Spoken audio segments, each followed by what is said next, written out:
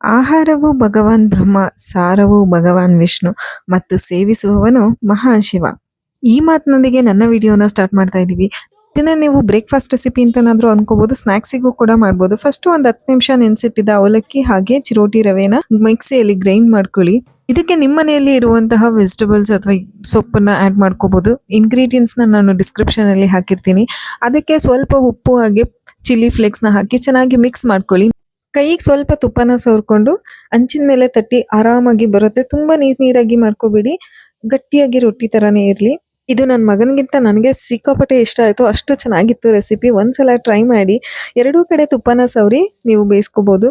ನಾವು ಮಾಡಿದ ಅಡ್ಗೆನ ಮಕ್ಕಳೇ ಆಗ್ಲಿ ಅಥವಾ ಮನೆಯವರೇ ಆಗ್ಲಿ ಖುಷಿ ಪಟ್ಟು ತಿಂದಾಗ ದೇವರಿಗೆ ಪೂಜೆ ಮಾಡಿ ಫಲ ಸಿಕ್ಕದಷ್ಟು ಖುಷಿ ಆಗುತ್ತೆ. ಸೊ ನೀವು ಸಹ ಟ್ರೈ ಮಾಡಿ. ನ್ಯೂಟ್ರಿಷಿಯಸ್ ರೆಸಿಪಿ, ಈಸಿಯಾಗಿ ಮಾಡ್ಬೋದು, ಸಿಂಪಲ್ ಆಗಿ ಮಾಡ್ಬೋದು. ಮತ್ತಷ್ಟು ಈ ತರ ರೆಸಿಪೀಸ್ಗೆ ನನ್ನ ಚಾನೆಲ್ನ ಫಾಲೋ ಮಾಡಿ. Thank you so much for watching.